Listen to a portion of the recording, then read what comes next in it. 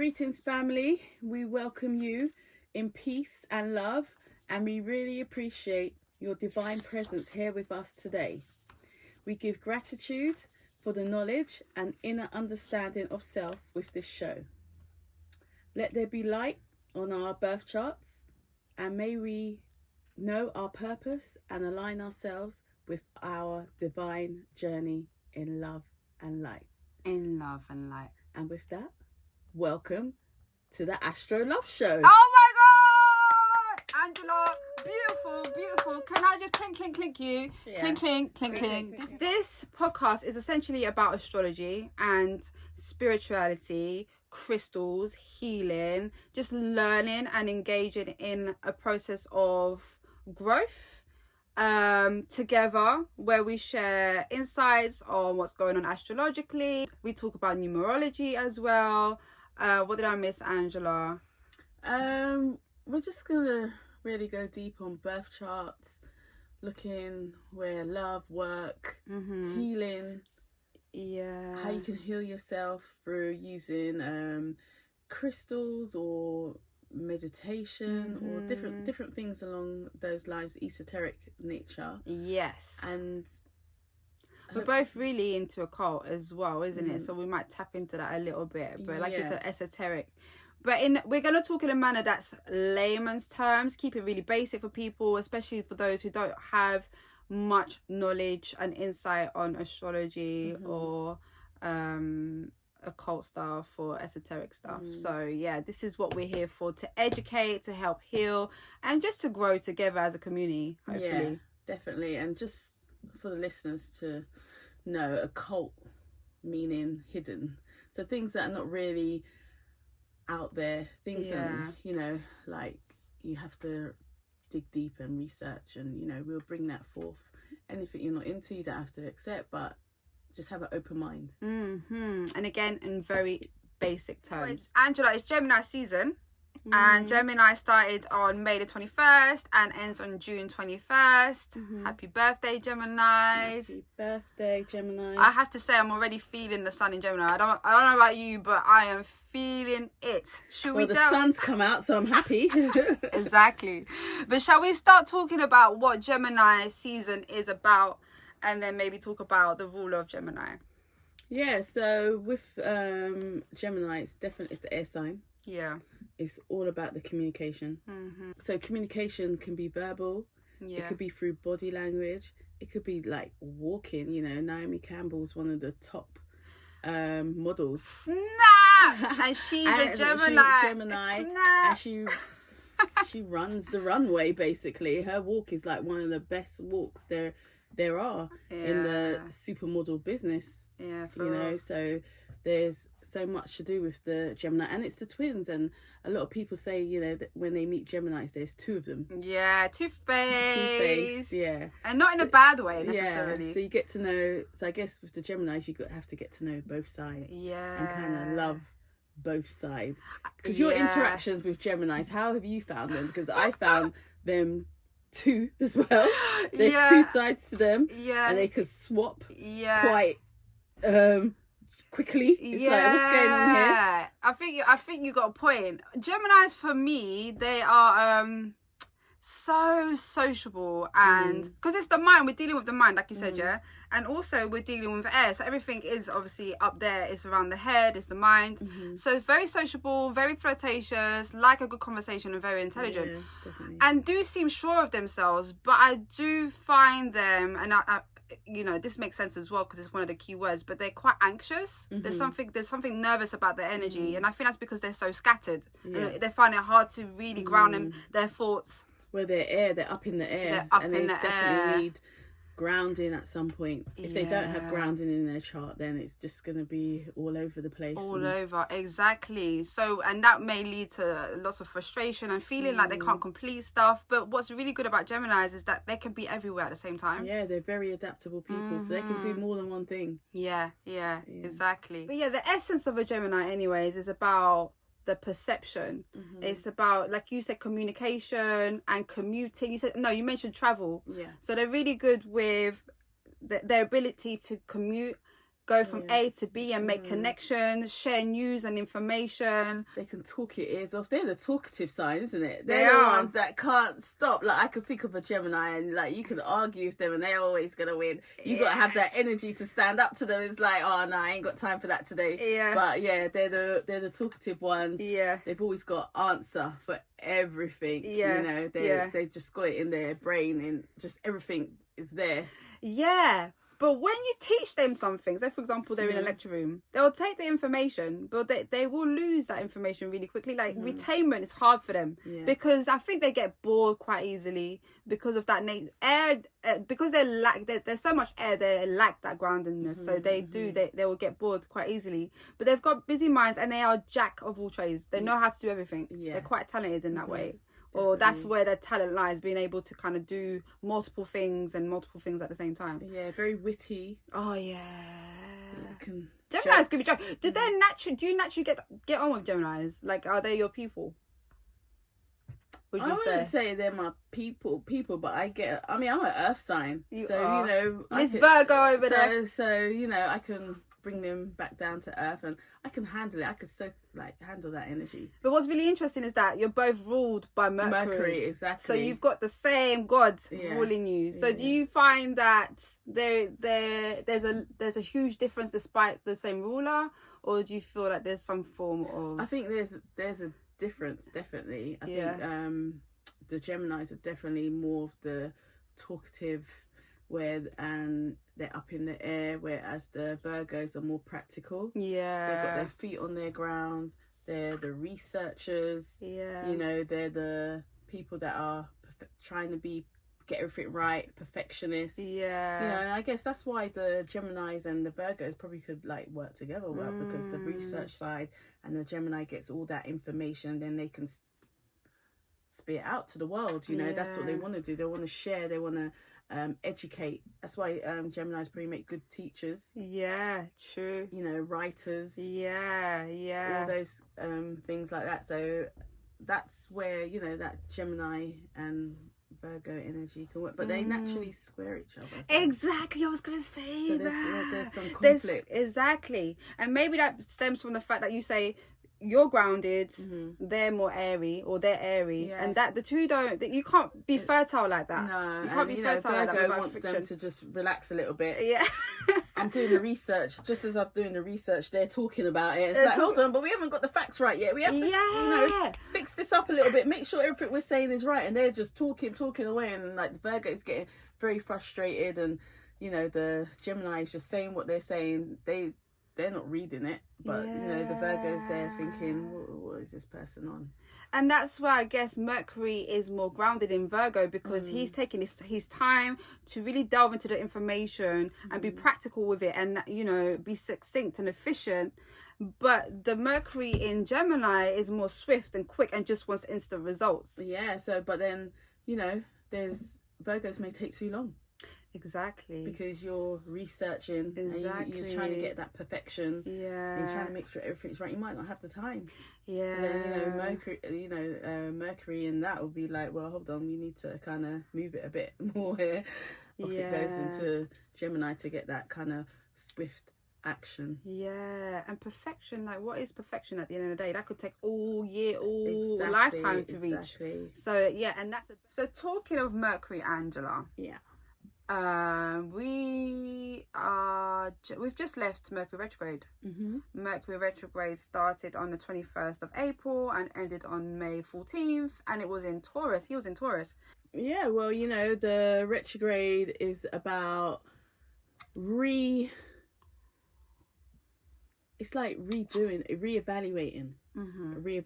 your life, taking time out, not kind of rushing forwards with things, but actually going back and looking back on your notes, whether it's your bank accounts or a contract that you want to sign, or, you know, you've done a project and you need to go back. It gives you that time to reflect and check that everything's going well, and actually check in on yourself. You know, that's very important, to always check in on yourself, because you kind of we're in a society where we're always on the go. There's not much of a let's check in ourselves, let's be kind to ourselves, let's nurture ourselves. There's never that time to, we've never been taught really to do that for ourselves. And I guess with the retrograde, that's the time when we can do that and just sit back and reevaluate our life, the work we're doing, friendships. You know, normally with the Mercury retrograde, you might hear from people that you haven't heard from in a long time. Exes. Yeah. Exes are big ones. They happen a lot. So that this is a time where they come back in. They've, without even maybe being consciously aware that it's Mercury retrograde, the energy is getting them to come back and say, hi, you know, maybe, you know, the ending didn't end well, or there was something still to be said. And during the retrograde, that's a time where it could happen. And then, you know, if it's meant to be an end, then it's like an end. And then, you know, if you start something new during a retrograde, it might not last long. You know, just like with buying electrical goods. You know, it's said that, you know, if you buy something new, it won't last as long. Defects. Exactly. So, you know, listeners, if that's happened to you, if you've realised when you buy something during a retrograde it doesn't last as long, let us know in the comments. That'd be great, helpful. I love your jumper, by the way. I know I commented earlier, but I want to comment again because I think it deserves some recognition. It's astrology. It's actually a full tracksuit. It's a full tracksuit. I love it. We're not going to say who it's by though, because it's not free. Exactly. But anyways, let me just explain real quick though. That was a really good insight on how to manage Mercury retrograde, but I want to explain how it seems to appear in the sky, just for the people who don't know. So Mercury retrograde happens 3 to 4 times a year and lasts about 3 weeks. But essentially, Mercury is a planet in the solar system, and he appears to go backwards in the sky. So it's an optical illusion. It's not really happening. He appears to be. But when he appears to be going through that process of going backwards, I guess, he is actually creating an impact. It affects or disorientates the way in which we communicate, the way in which we commute and we connect with people. Even our thought processes get a little bit disorientated. And we see it with the trains all the time, like there's delays. Or on, you know, the airports, things just change. Computers, something goes down. You know? So it's astronomical. Like the actual term retrograde, I believe, is an astronomical term as well. It's not this woo-woo astrological term. Like it's actually scientific too. So we've just had one. So we've just left the retrogrades. And considering that he rules communication and mind processes and the mental faculties and commuting, he rules cars as well. Mercury rules cars and the way anything with wheels he rules. So like you said, there was some issues with trains this time round. I don't know if you remember, I experienced issues with trains, but also strikes. The strikes were all over the place. School strikes. Doctors were on strike. Mercury rules doctors. So it's the school, doctors, and train strikes, like all on one day at one point. You know, and the buses as well. So that was quite deep. It was quite an intense social impact. Because it disrupted how we travel, you know, and it, you know, annoyed people, you know, especially if you've got to go into work or time to go home and it's taking like however long to come back. And it's a time for reevaluation of contracts, you know, people's pay, you know, you know, what they wanted. And I think for some people, I think the nurses may have agreed something. I'm not sure. Maybe I can't remember.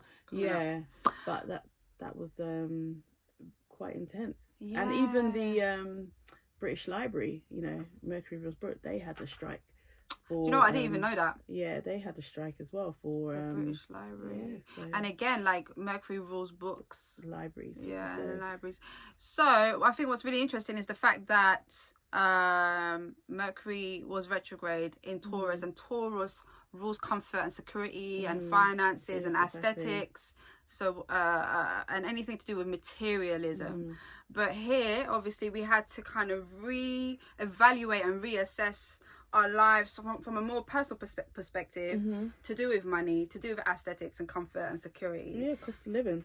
Cost of living, there you go. So that's been on our mind and on our I suppose collective psyche. How are we going to survive? How are we going to meet our comforts and our security needs, considering that we've got inflation? But then we also naturally have needs as well. There's certain things that we want in our lives that we want to keep, but can we keep them? Like, for example, the extras. I don't know, maybe Sky is our TV, what's it called, extra TV channels. Like, do we need to cut that or not, in order to survive whatever's going on right now? Yeah, people just have to, it's the luxuries that we have to cut away and reconsider, innit? Yeah, people have to look at their finances and see where they need to make adjustments. And the birth chart can actually show you like how to make extra money as well, which, in next episodes we can go into that a bit more. But looking at our second house, sixth house, eighth house, looking at how, where other incomes can come into it, especially the mutable signs. They've got a lot, they can do a couple of things rather than just stick to one thing. Talking about mutable signs is for anyone that needs to know, is the Virgos, Geminis, Saggies and Pisces. Yeah, and I'm a Pisces, and my second house, which is the house of money and finances, is ruled by Leo, but the sun is ruled by Pisces. So it makes my second house, in the way in which I make money, it makes it very mutable. And I can't make money one way. It has to be multiple ways. So I can really relate to that. But anyways, so Mercury retrograde is over now. So if you have experienced some disarray, I suppose some issues around relationships, as you mentioned, friendships being a part of the retrograde, them coming back, if you haven't seen them in years or just a a significant amount of time, they could resurface into your life, particularly exes. Venus rules Taurus. Taurus is connected to love in some way, or Venus is anyways. So if exes came back, it's no surprise. But on a personal level, I have to say, I was going to call you Gemini. I have to say, Angela, it's not been that bad for me. I've had worse. I've had worse. I've had worse retrogrades. Yeah, it wasn't bad for me either. It was quite grounded. Yeah, I kind of work with them. There's like a flow of energy going. It's retrograde. Okay, let me lean back a little bit. Let me do some research. Let me go over where I can make changes, whether it's in the house or personally with myself or at work. And I just let that energy flow nicely. Otherwise, I'm going against the grain. I make it difficult for myself, So do you feel like you having the knowledge that retrograde is going on is helping you navigate through that more easily? Yeah, I think if you know about retrogrades and you ignore it, you're going to make it 10 times worse for yourself. If you don't know about something, then, I think it's, you can come up against difficulties. But when I think the gods are like, let me give you something. If you don't hear, you must feel, type of thing. If you don't hear, you must feel. Yeah. So I just work with the energy as much as I can, and sometimes you can't. Things happen. You may have to start a new job during the retrograde. You don't want to. Exactly. But it's not your choice. You don't have a choice in that matter. So you're going to have to try and navigate that. And, there's ways to work around that. In the future episode, we can share a bit more about that. There's so much to say about it. Yeah, exactly. But in that term, maybe, the job that you're meant to have is meant to be short term. Maybe you're not meant to be there long term and it's just a stepping stone to something else. So sometimes you just have to kind of let the energy flow and go where it takes you. And that's where we have to relinquish control. And I feel like we need to do that more so when we're in our in particular houses. Definitely. So we'll talk another time about perfected houses. So like, for example, when you're 33 years old, you're in your 10th house year. 10th house year to do with your career. So that year for you, once you've had your birthday and you become 33, it's all about your career. So that's a good time to really accelerate your finances, your public standing, where you work, just your career in general. But I feel like when you're not in such a powerful place, you're more in like a 12th house year or a 6th house year, where it's to do with disease and health or isolation and institutions. Self-sacrificing. Exactly. You don't have as much power, and that's where you really need to let go of just life and just let it happen, because otherwise it's almost like you're holding on, and that just causes frustration and pain, and it can impact your relationships and hurt yourself essentially. Yeah, exactly. So the 12th house planets, so if it's in the 10th house, yeah, it's about you, your career. 12th house is about how it benefits other people. Exactly. So whatever you do, it's got to have a benefit for other people. Yeah. And that's how you work around it. Yeah. So, you know, if you're gonna, I don't know, do charity. Charity. There's got to be an element into it with charity. If you're launching like some sort of business, or you know, there's got to be a charity element where someone's gonna, you know, benefit from it in a way. And you kind of see that when you look at charts where people have got big 12 houses, if they work with the 12th house energy, and if they don't, because then, like you said, that it rules institutions like hospitals, prisons. You know, your mental health might deteriorate. So there's lots of things that could happen if you don't work with the energy, I guess. So Marilyn Monroe, Naomi Campbell, as you mentioned before, Kanye West, Angelina Jolie, Katie Price, Mel B, Donald Trump, obviously, and his twin Boris Johnson. Yes. Tupac Shakur, Notorious B.I.G., Lisa Lopez. I'm going into some rappers. Some of the best rappers were actually Geminis. Lisa Lopez, Remy Ma, Takeoff, Trippie Redd, Central C, and Kodak Black, Andre 3000. There's more. Kendrick Lamar. There's some others as well, but you're dropping some names. I didn't even know they were Geminis. We'll just keep it there. But just to close, it's been like an interesting first episode. I have to say, I have to be honest, it has been manic trying to set up this room, trying to even get here on time. Right, shadow. We're still in the shadow of the retrograde, right? We are still in the shadow of the retrograde. So we felt that today.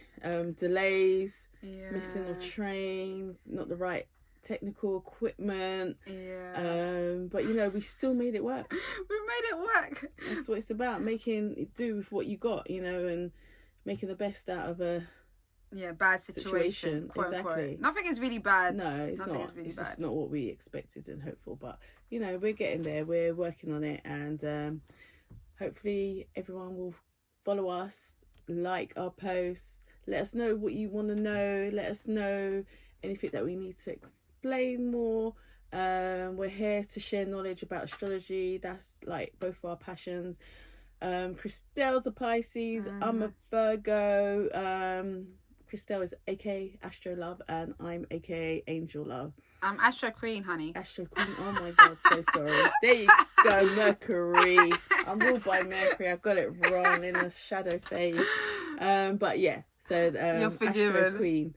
So yeah, so that's us basically for today. We just want to thank you for watching. Thank you for sharing our experience of our first episode, and thank you, Astro Queen, for sharing this platform with me, for doing the podcast. Pleasure. You know, we're twins. We're like opposites. Virgo and Pisces are opposite each other. So anything more you'd like to close with? Not really. You know, you did a good job. Stay locked, and see you in 2 weeks. Peace.